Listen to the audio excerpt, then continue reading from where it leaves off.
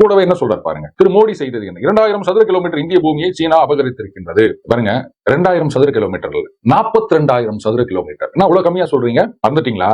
அந்த பகுதியை பத்தி கேட்கும் போது அங்க ஒரு புல்லு கூட முளைக்காது அப்படின்னு கை கழுவி விட்டவர் தான் உங்க கட்சியின் முன்னோடி ஜவஹர்லால் நேரு அவர்கள். அவர் காலத்துலதான் இந்த 42,000 சதுர கிலோமீட்டர் பரப்பு சீனாவால் ஆக்கிரமிக்கப்பட்டது.